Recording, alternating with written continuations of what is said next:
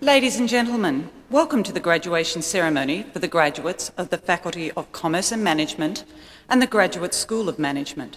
In a few minutes, the graduation ceremony will commence. The procession of dais and staff parties will enter. I will signal to you when you are to rise and remain standing until all members of the staged party are seated. May I take this opportunity to request that you turn off all mobile phones and pages, and may I also remind you that flash photography is prohibited within this auditorium.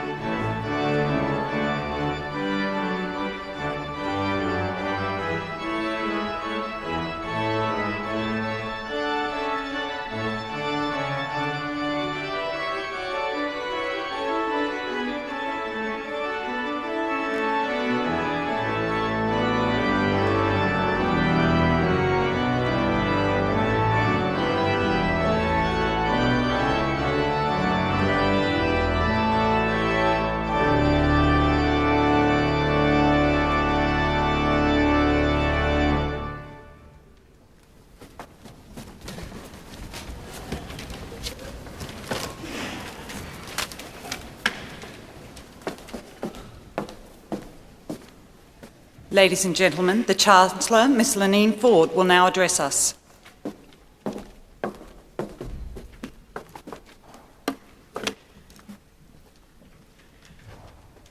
The Right Reverend Bishop Keith Rayner, AO, Professor Roy Webb, our Vice Chancellor, members of the Griffith University Council, colleagues of Griffith University, distinguished guests, graduands, ladies and gentlemen.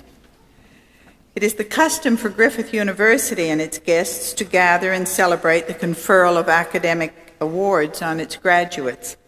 And on behalf of the Council of the University, I'm pleased to extend a very warm welcome to everyone present for this graduation ceremony. This occasion holds special significance for our graduates. This evening, in the presence of family, friends, and the entire university community, your dedication and hard work is recognized and rewarded. I'd like to extend a special welcome to the Right Reverend Bishop Keith Rayner, AO, who was formerly the Anglican Archbishop of Melbourne and the Primate of the Anglican Church of Australia. This evening, Griffith University will confer upon Bishop Rayner the honorary degree Doctor of the University. Our students graduating today from the Faculties of Commerce and Management and the Graduate School of Management will, I'm sure, make valuable contributions professionally and civically. Griffith is widely recognized for its commitment to equity and access and to community service, and it is one of the largest multi-campus universities in Australia. It is formed by an integrated network of campuses stretching from Southport on the Gold Coast to South Bank here on the Brisbane River. From these campuses, Griffith serves the higher education needs of its students and its related communities in the Brisbane Gold Coast region, as well as nationally and internationally. The university's commitment to the pursuit of excellence in teaching, research, and community service is embedded in its forward-looking approach that combines the best of university traditions and values with innovation. The hallmark of Griffith's activities is the bringing together of disciplines in the development of courses and research activities that meet the changing needs of society. The university's activities are enhanced by its close links with business and the community, and the value of these links is nowhere more obvious than in the mentoring program, which provides students with the opportunity to gain valuable work experience and industry connections.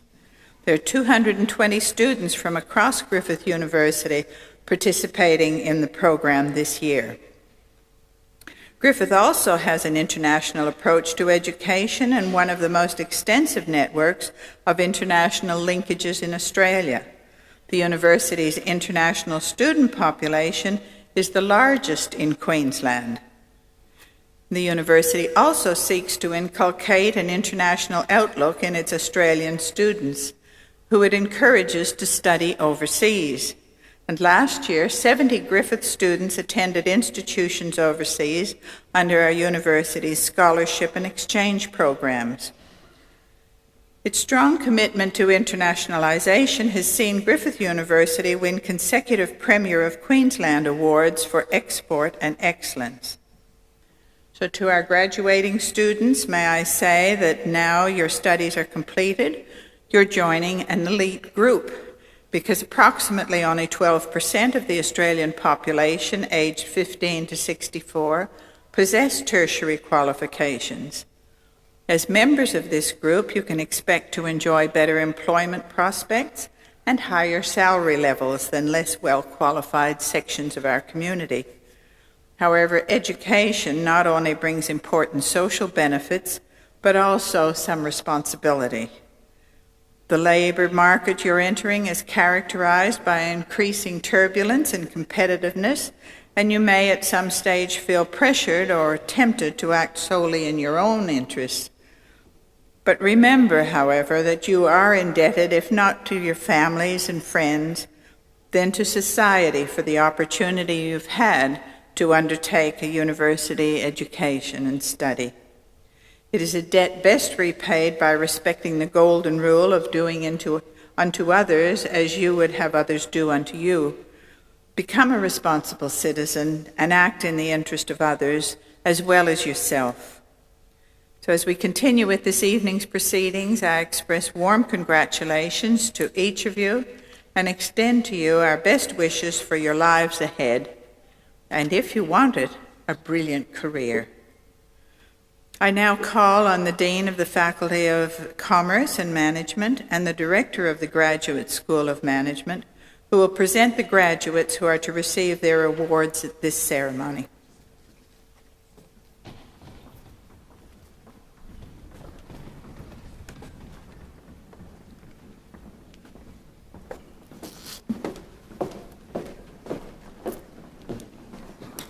Chancellor, Professor Alan Hodgson, Dean of the Faculty of Commerce and Management.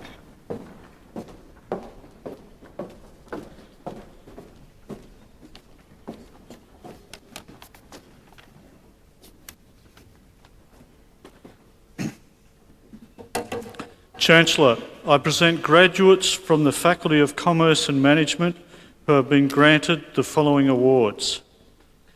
Bachelor of Commerce in Banking, Finance and Risk Management, Hamish Crawford.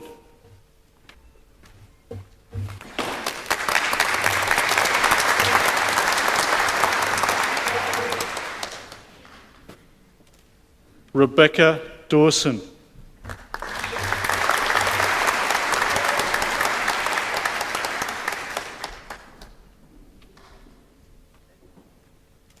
Hua Meng Gan.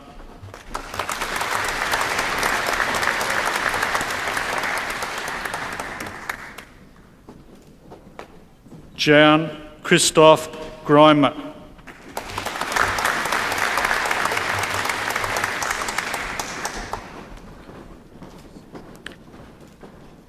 Malin Hallam Gunawan.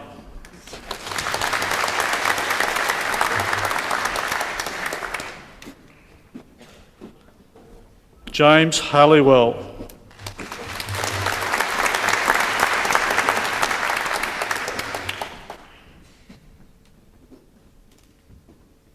Sean James.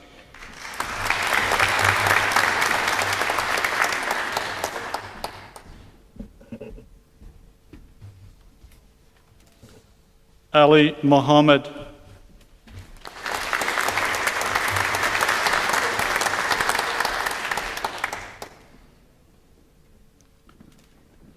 Bachelor of Commerce in Retail Management, Lyndall Bates.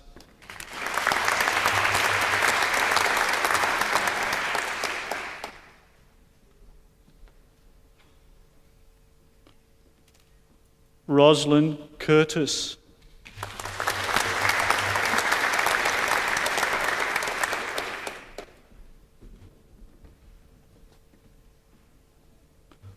Randolph Milne.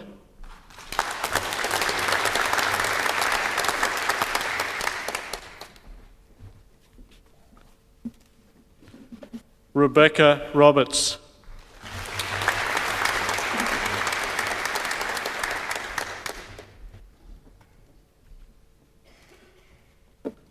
Chancellor, the next graduate has been awarded the Retailing Medal for 2000 for the most outstanding academic achievement in a bachelor's degree. Jamison Warner.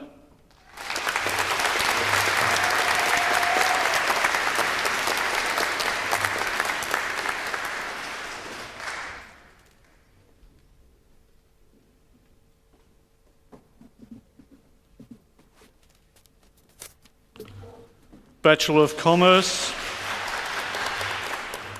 Bachelor of Commerce and Bachelor of Science, Mitchell Bailey.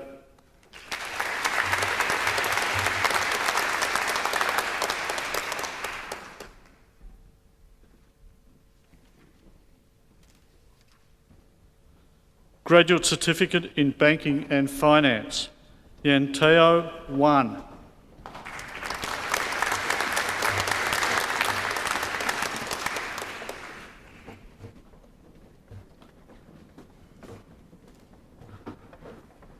Graduate Certificate in Human Resource Management, Maya Brown.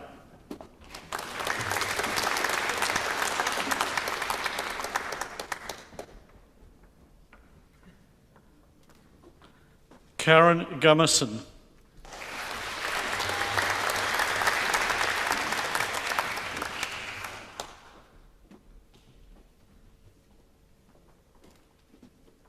Des Kerr.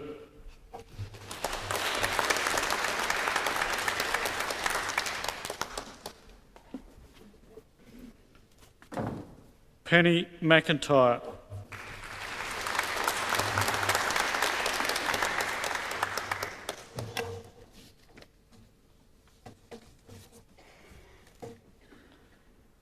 Graduate Diploma of Human Resource Management and Industrial Relations, Emma Dundas.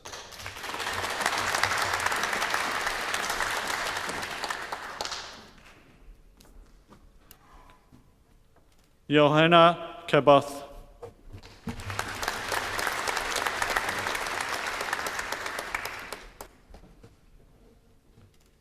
Kelly Lang.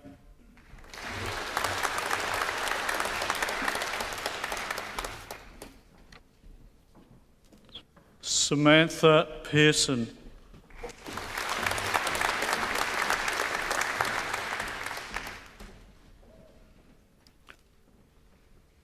Master of Arts in Outdoor Education, Phil Harrison.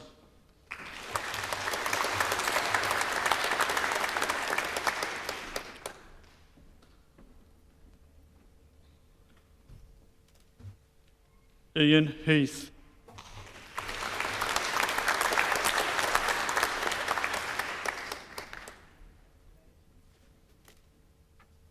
Master of Banking and Finance, Rung Chan Chen.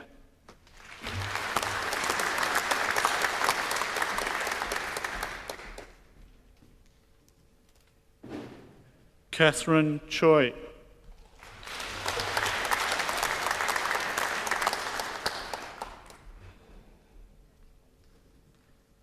Bing Rong Han.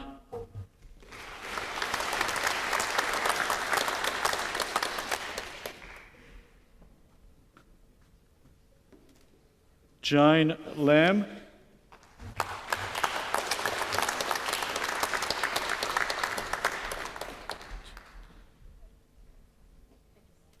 Tian Yu Lu.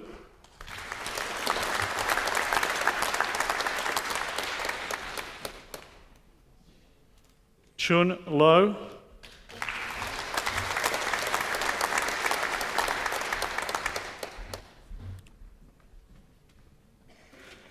Janie Yu.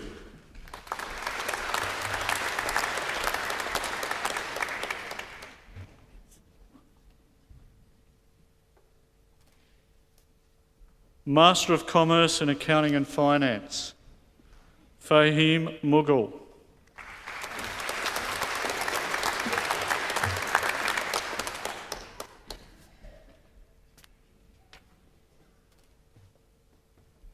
Master of Employment Law, Susan Chapman.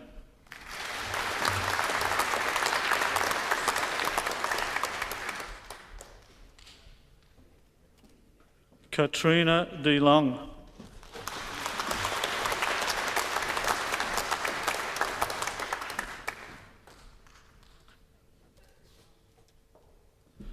Master of Human Resource Management, Mirinda Chan.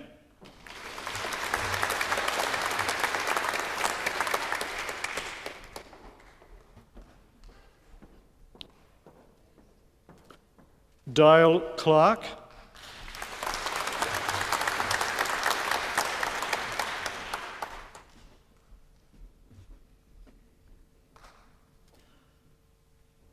Dylan Cross.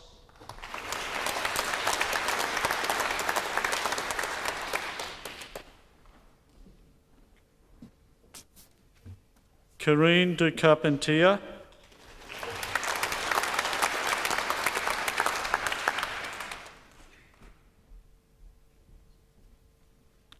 Lara Filatoff.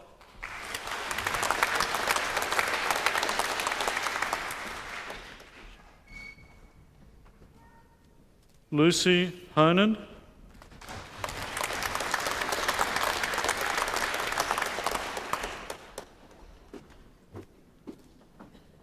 Mita Mondal.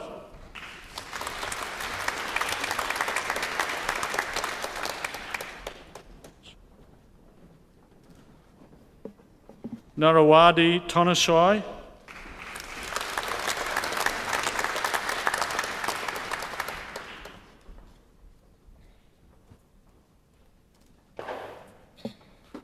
Master of Information Systems, Kelly Cleary.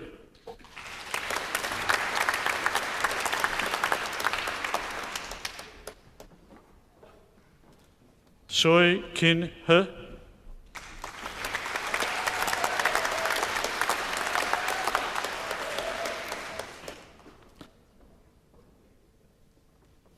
Pearl Lee.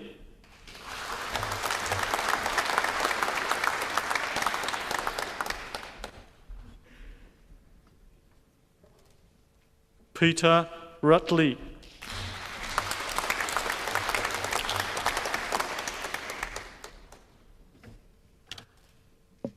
Graham Thomas.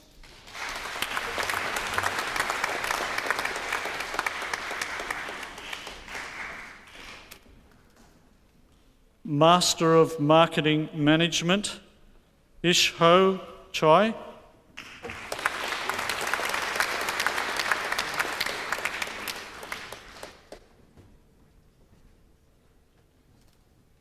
Ellie Ferdinand.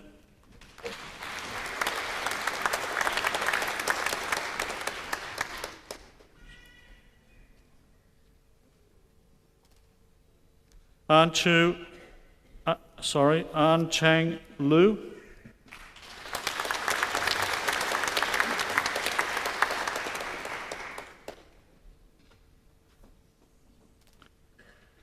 Jasmine Lu.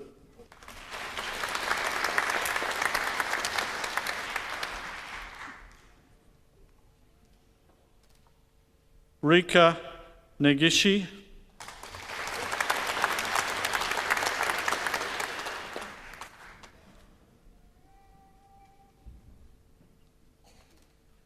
Deanne Octave Vianney.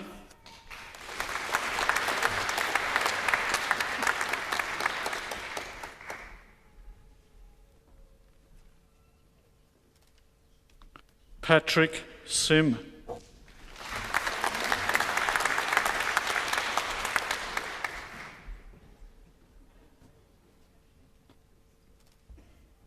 Master of Marketing Management with Honours, Jason Konis.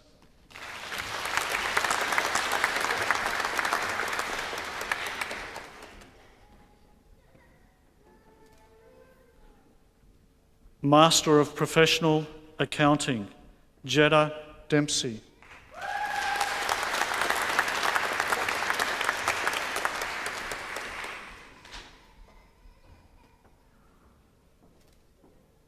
Nicole Fifield.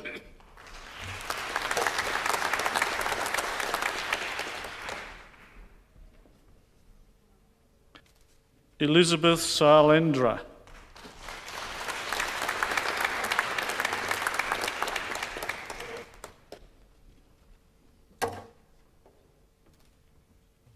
Chancellor, that concludes a presentation of graduates from the Faculty of Commerce and Management.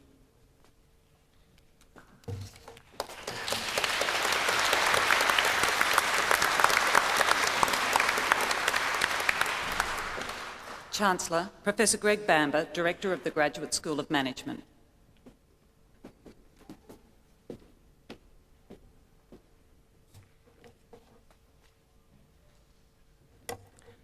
Chancellor, I present graduates from the Graduate School of Management who've been granted the following awards. The Graduate Certificate in Business Administration, Wayne Gilbert.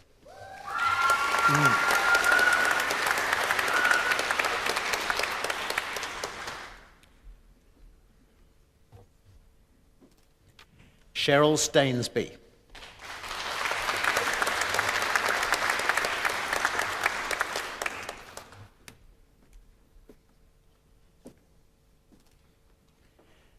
The Master of Business Administration, the MBA, Colin Birchall.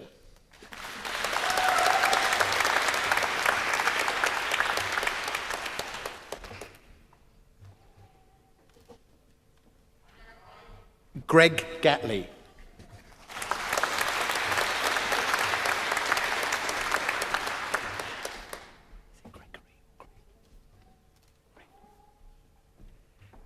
Greg Miller.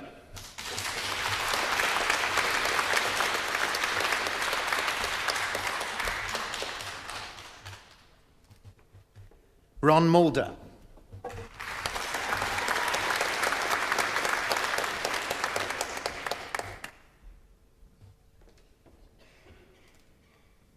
Josephine Pizzica.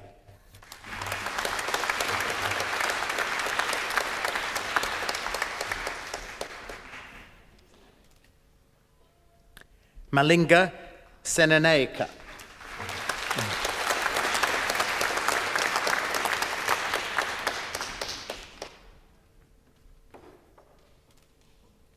Susan Semetru.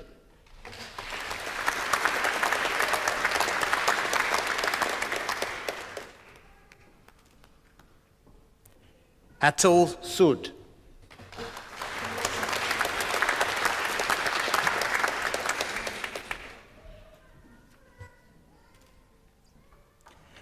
Rajesh Udu Murta.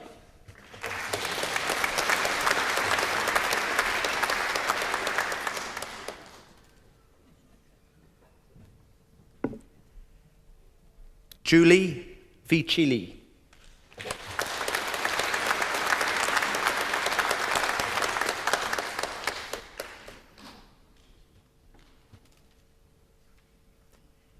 Ian Wiseman.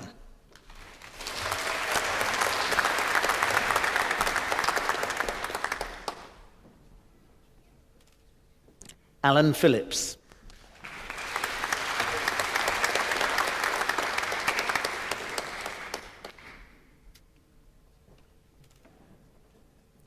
And Alan was a graduate with an MBA Advanced, and now I present graduates of the MBA with distinction.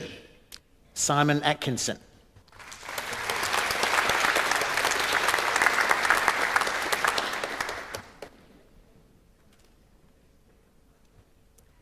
Juan De Soto.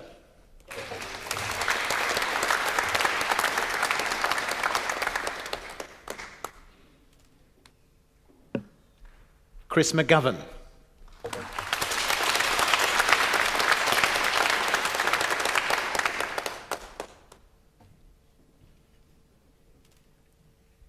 Lynn Melser.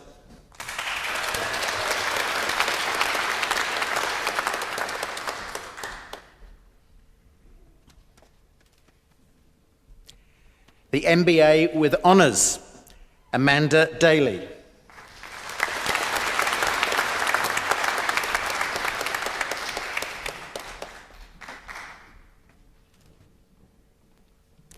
Anthony Gould.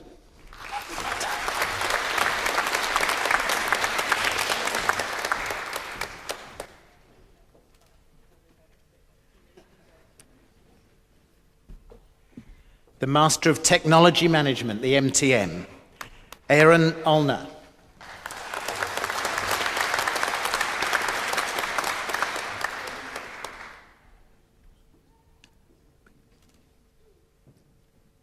Charan Anandpunsap.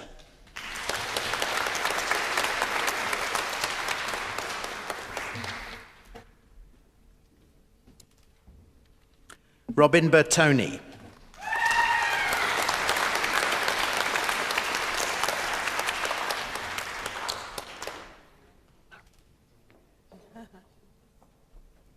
Maria Crawshaw.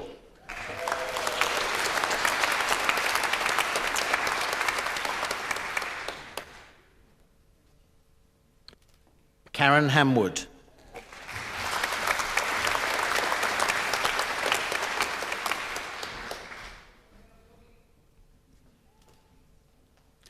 Linda Lim.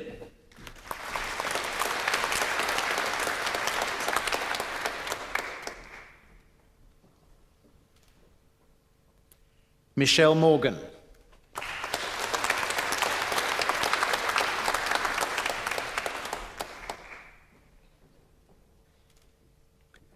Apakorn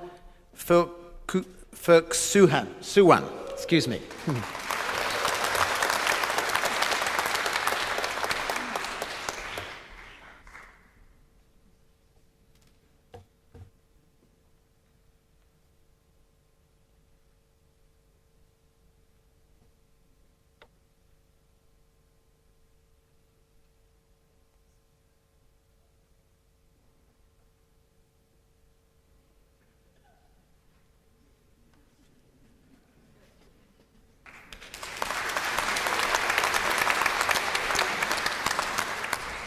Spider Redgold.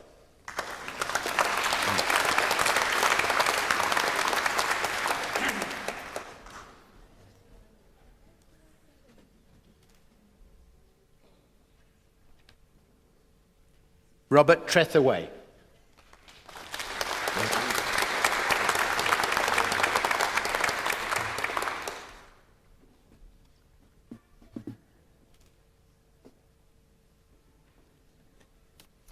Chancellor, that concludes the presentation of graduates of the Graduate School of Management.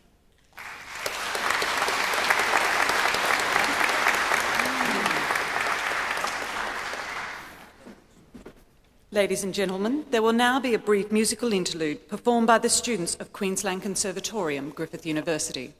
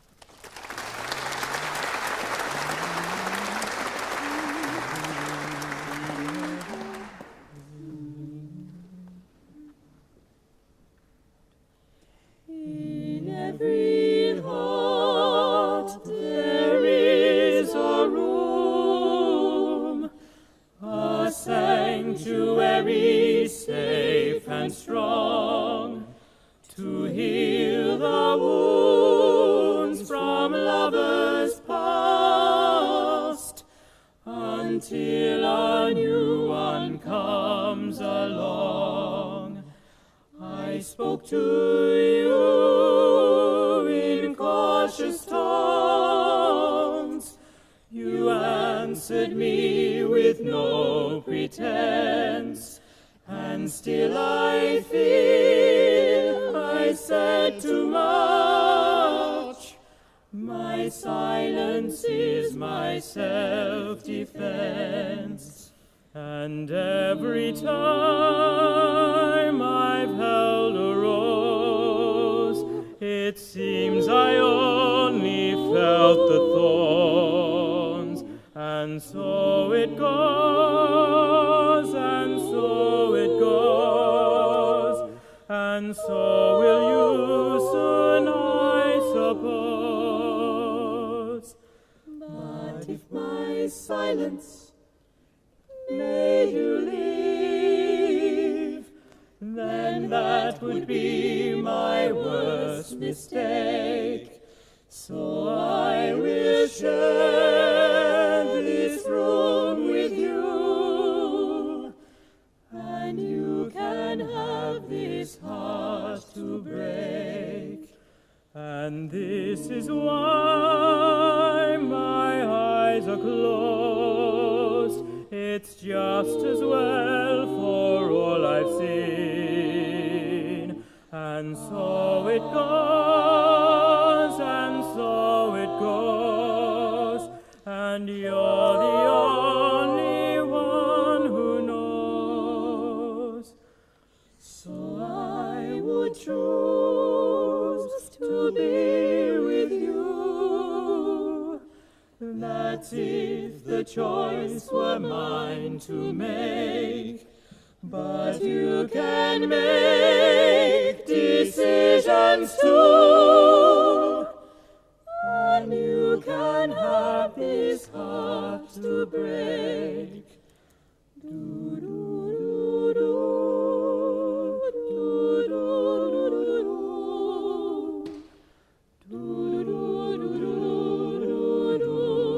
do, and so it goes, and so it goes, and you're the only one who knows.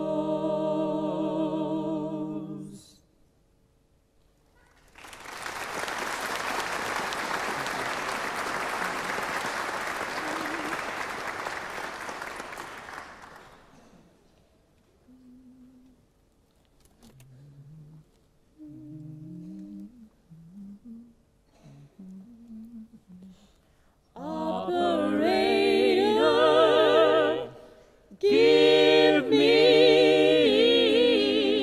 information. Information. Give me long distance. Long distance.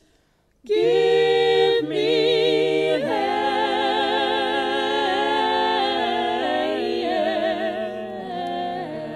1, 2, 3. Operator. Information. Information. Give me Jesus. Give me Jesus on the line. Whoa, operator. Operator. Information. Information. I'd like to speak to. Let me speak to. A friend of mine. A friend of mine. Praise the number and faces exchange. Heaven is that street. Jesus was his name. Oh, operator. Operator, yeah. Information. Please give me Jesus. Give me Jesus on the line. Whoa, operator. Operator. Information. Information. Please tell me why. Tell me why can't we take so long? Operator. Operator. Information. Information. Don't try to tell me. Don't try to tell me. What number to call? What number to call? I wanna use this number when I was very small. Every time she died, she always got a call. Operator. Operator, yeah. Information. Please give me Jesus. Give me Jesus on the line. Operator. Operator. Information. information. Information. Please help me. Please help me if you can. Operator. Operator. Information. Information. Please connect me. Please connect me with the man. with the man. Don't worry about the money. I will pay the charge. Just give me a private line. I'm calling from the heart. Hey, operator. Operator. Information. Information. Please give me Jesus. Give me Jesus on the line. Please give me Jesus. Give me Jesus on the line. Please give me Jesus. Give me Jesus on the line. Oh, yeah.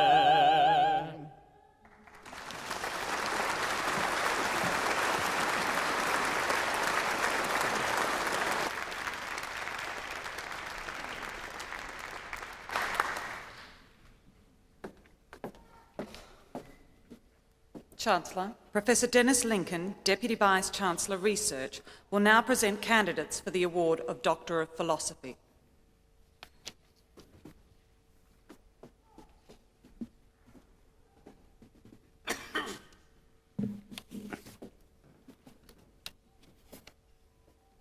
Chancellor, today the University is proud to honour graduates who have satisfied the rigorous criteria for the award of the degree of Doctor of Philosophy. Chancellor, the following graduates have been granted the degree of Doctor of Philosophy taken in the Faculty of Commerce and Management. Dr. Arang's thesis examines Chinese indigenous accounting and adoption of Western accounting in response to political and socio-economic needs from 1644 to 1930. Chancellor, I present Dr. Phuc Quen Aung.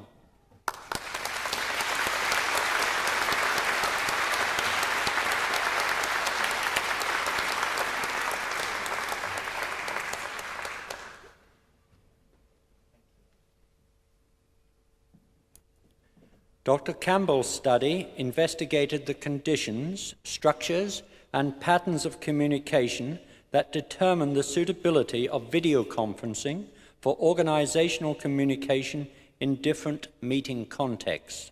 Chancellor, I present Dr. John Andrew Campbell.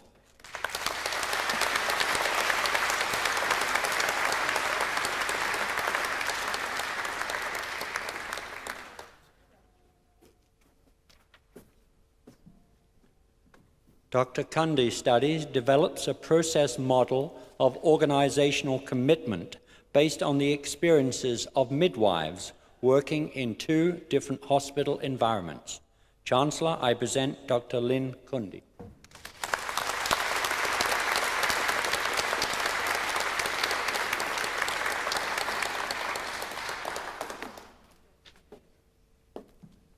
Chancellor, that concludes the presentation of Doctor of Philosophy graduates.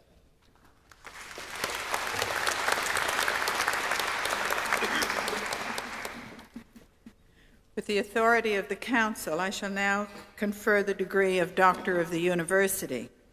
I call upon the Vice-Chancellor, Professor Roy Webb, to read the citation.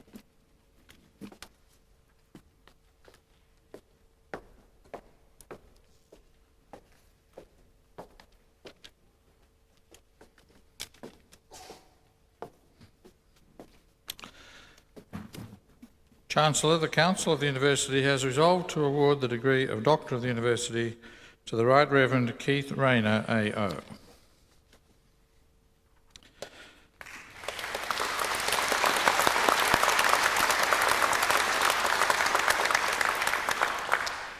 Keith Rayner was born in 1929 in Brisbane and was educated at the Church of England Grammar School. He graduated with a Bachelor of Arts from the University of Queensland in 1951 and with a Doctor of Philosophy in 1963. His doctoral thesis was on the history of the Anglican Church in Queensland. He studied theology at St Francis College and the Australian College of Theology in Brisbane and was ordained deacon and priest at Brisbane's St John's Cathedral in 1953. He began his service in the Anglican Church in the same year as curate of the parish of Auchenflower and served in that capacity until 1954, when he became chaplain of St Francis College. Keith Rayner served as a member of the Brotherhood of St John in Dalby from 1955 to 1958. He became Vice Warden of St John's College in Brisbane in 1958, and after receiving a Rotary Foundation Fellowship, studied at Harvard from 1958 to 59. On his return, he became Vicar of the parish of Sunnybank and stayed in that role until 1963. He was appointed Chaplain of Postulants Guild in Brisbane in 1961 and Rector of the parish of Wynnum in 1963, and served in these roles until 1969. He also served as examining chaplain responsible for training younger priests from 1968 to 69. Dr. Rayner was consecrated as bishop by Archbishop Sir Frank Woods in Melbourne in 1969. He went to the northeast Victorian city of Wangaratta, where he served as diocesan bishop for 6 years, setting up close relationships between bishop, clergy and laity. In his role as Archbishop of Adelaide from 1975, he oversaw the complete restructure of the diocese, setting up an annual youth conference and established a commission on marriage and divorce. 15 years later, in 1990, he was transferred to the Diocese of Melbourne to serve as the Archbishop of Melbourne and Metropolitan of the Province of Victoria. Keith Rayner became Primate of the Anglican Church in 1992, having served as acting Primate for the best part of 3 years. For many years before that, he was viewed as a leading figure in Anglicanism, both in Australia and in the World Communion. On his retirement, Keith Rayner was publicly farewelled in St Paul's Cathedral in Melbourne on November 21 in 1999, at a service in which he preached his final sermon as Archbishop. During his long and devoted service to the Anglican Church, Dr. Rayner also served as President of the Christian Conference of Asia from 1977 to 81, and Chair of the Inter-Anglican Theological and Doctrinal Commission from 1981 to 1988. In 1988, he was Chairman of the Organising Committee for the Lambeth Conference of the Bishops of the Worldwide Anglican Communion at Canterbury in Britain. Dr. Rayner is the only bishop in Australia at present who has served as diocesan in 3 sees, and only the second in Australian history to move from one metropolitan see to another. As Archbishop and Primate, Dr. Rayner dealt with a number of difficult and controversial issues within the Church and society. Dr. Rayner brought a progressive approach to the Church and was a strong supporter of the ordination of women and of Aboriginal reconciliation. His incisive mind, strong and effective leadership, clear vision and unfailing good humour enabled him to steer the Australian Anglican Church through a period of passionate disagreements and uncertainties. Victorian Governor James Gobbo described Keith Rayner as, and I quote, a man of deep spirituality with a powerful mind linked to a human sensitivity to the needs of ordinary people. Keith Rayner's contributions to the Anglican Church and to the community have been recognised by the award of Doctor of Theology, honoris causa, by the Australian College of Theology, and by the award of the honour of Officer of the Order of Australia in 1987. It is fitting that Griffith University should honour Keith Rayner in recognition of his distinguished service to the community. Chancellor, it is with the greatest pleasure that I present to you the Right Reverend Keith Rayner, AO, for admission to the degree of Doctor of the University.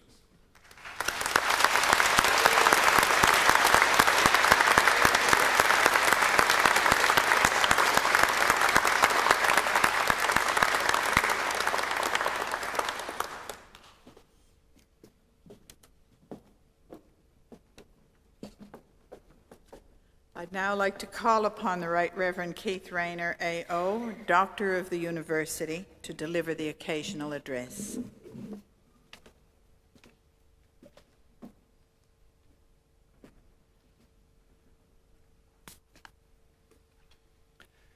Chancellor, Vice-Chancellor, members of the Council of the University, distinguished guests and graduates and ladies and gentlemen. I'm deeply honoured to be admitted to the degree of Doctor of the University, and I thank this university for its generous recognition. Although for more than 30 years my ministry as Bishop and later Primate of the Anglican Church has been exercised in other states, my formation for that role in family, school, university, theological college, and parish ministry all took place in Queensland. Indeed, my first parish of Sunnybank embraced within its boundaries an area which subsequently became the Nathan campus of this university.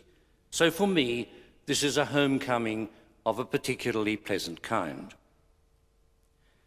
It was under the auspices of the Church that the ancient universities of Europe were established, and theology was a major discipline. It has been very different in Australia. 19th century Australia was avowedly secular in its educational philosophy, and the older Australian universities rigidly excluded theology from their curricula. It was part of an understandable reaction against the heavy-handed dominance of the English universities by the established church.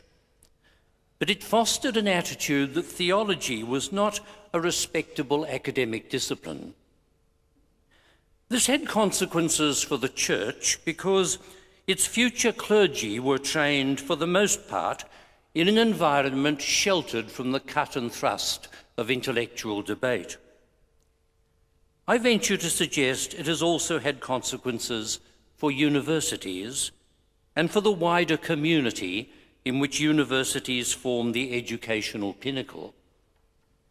It has meant that not only theology, but the entire spiritual dimension of life have been seriously neglected in university research and teaching. A number of the newer universities, established after World War II, and not least this university, have been more liberal in their attitudes, encouraged perhaps by the competition for student enrolments, and have given theology a place, but older attitudes have died hard. There's a healthy public debate on education in Australia today. The slogans abound: clever country, knowledge nation, the new economy are the catch cries. And this concern to develop knowledge, cleverness, and technological skills is fine. And you, whom we congratulate on your graduation in commerce and management, are tangible fruits of that concern. But is this all that matters? I want to suggest that, important as knowledge is, there is something more important: wisdom. True, you cannot have wisdom without knowledge, but you can certainly have knowledge without wisdom. Indeed, the cultivation of research at great depth into ever narrower subjects of inquiry can sometimes issue in profound knowledge of a minuscule area of life and great foolishness about life as a whole. Leo Tolstoy wrote in War and Peace that the highest wisdom has but one science, the science of the whole, the science explaining the whole creation and man's part in it. Wisdom implies wholeness, balance, judicious discernment.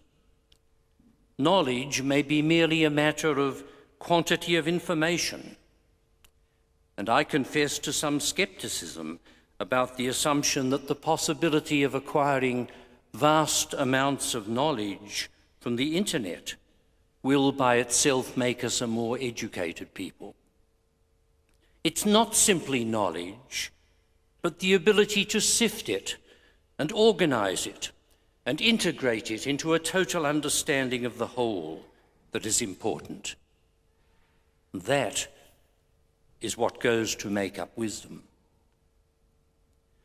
An important component of wisdom is experience, which is why some people of limited academic education can yet be remarkably wise. The great mistake of our age is to confine relevant experience to that of our own generation and of those aspects of life which are subject to measurement and scientific research. We take into our mind new knowledge all the time, and we pride ourselves on how much we've discovered. What we fail to realize is that while new knowledge comes in by the front door of our mind, old knowledge and the wisdom related to it often slide unnoticed out the back door. There is an accumulated wisdom of the ages which we lose at great cost to the quality of our human life. Not the least of this accumulated wisdom is the persistent sense of the spiritual and the sacred, which refuses to accept that material things form the sum total of life. We need bread to live, but the conviction that people do not live by bread alone has been deeply embedded in human consciousness from primitive times. It finds expression in creative arts and music and literature.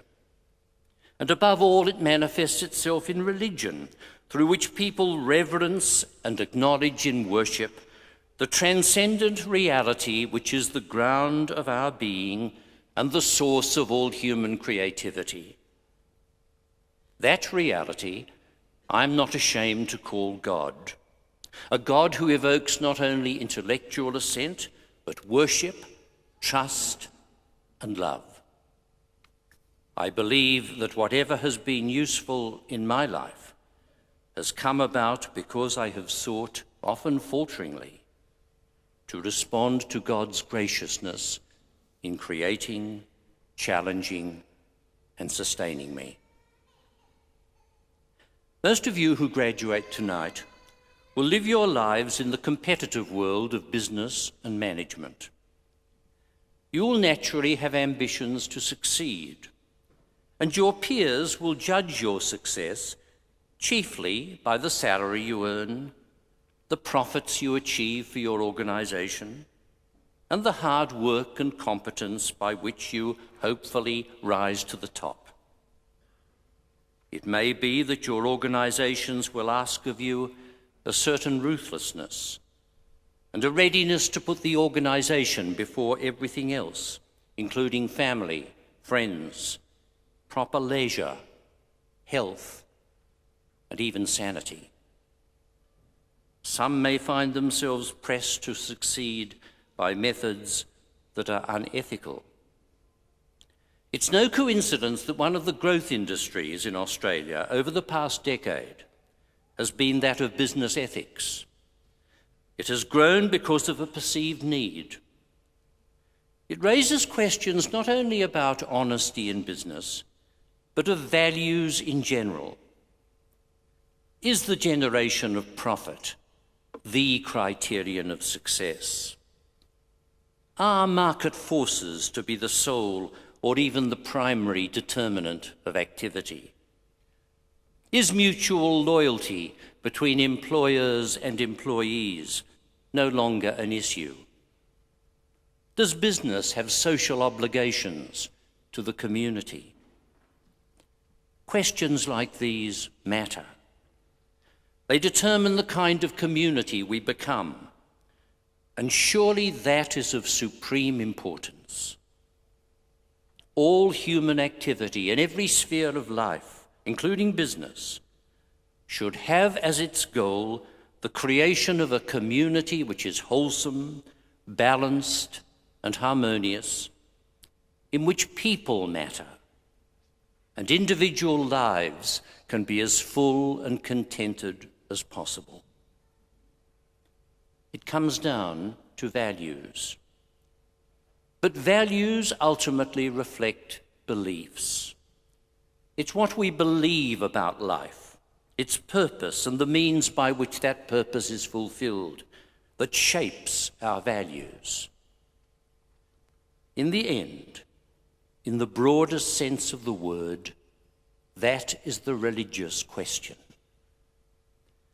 David Tacey of La Trobe University has written of contemporary Australia, "So many of our social and political problems stem from the loss or absence of a living and sustaining religious vision. I believe that is profoundly true, and it has in fact been the underlying conviction behind my involvement in public life as a church leader. I believe the church has a significant part to play in public life, not because it is always right, and not to further the interests of the church as an institution, but because it is important always to keep the question of values and the underlying beliefs that shape values to the fore in the public square. Often we are accused of shallowness because technical issues are involved, of which we are ignorant. Certainly the church, like any other participant in public discussion, has the responsibility to be well informed on technical matters. But politics, business, economics, genetics, and the rest are not simply objective, value-free activities.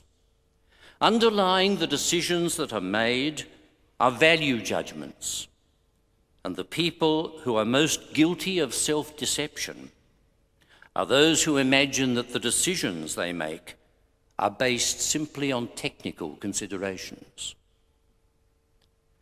A former premier of the state in which I worked once dismissed the church as yesterday's people. Well, he is now yesterday's premier. But I do not take his comment entirely amiss. There is a wisdom from the past which is entirely relevant to the present. And however clever and knowledgeable we become in the future, that wisdom will continue to speak with power. For the most profound understanding comes when the whole of human experience is brought to bear, and that includes not only the capacities of mind and body, but also the receptiveness of the human spirit to the reality of the divine. It is for this wholeness of life that I plead. I see it as true wisdom, and I thank the university that in honouring me tonight, you have tacitly testified to the place of the things of the Spirit in human life.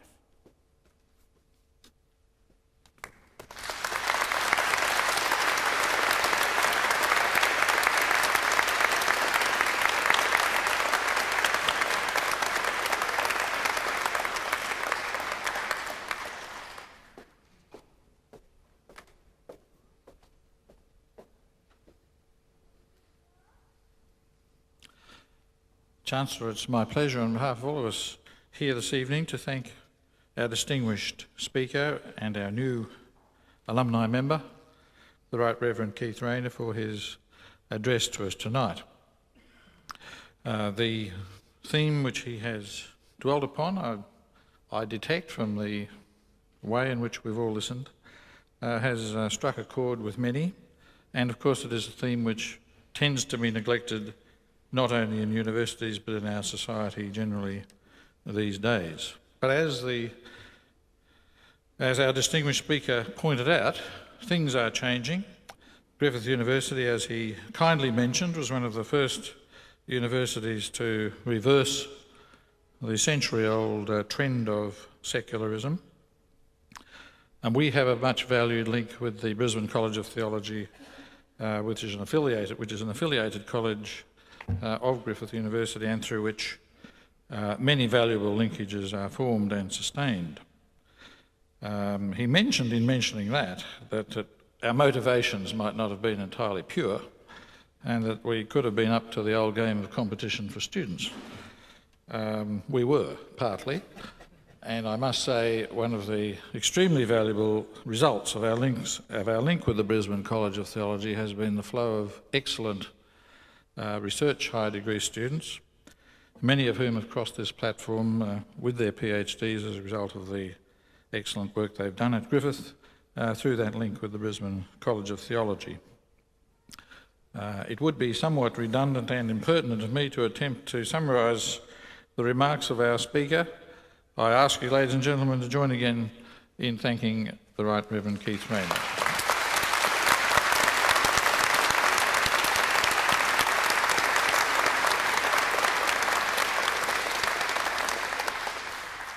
And I would ask all our graduates who are here tonight to join our speaker, who is now an honorary member of the Alumni Association, of course, but it's free anyway, folks.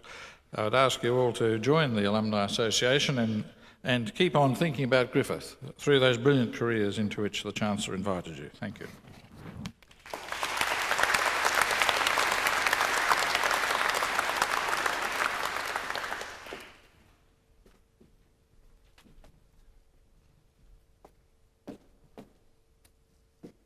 Ladies and gentlemen, the ceremony is now concluded. Please rise and remain standing as the dais and staff processions along with the graduates retire.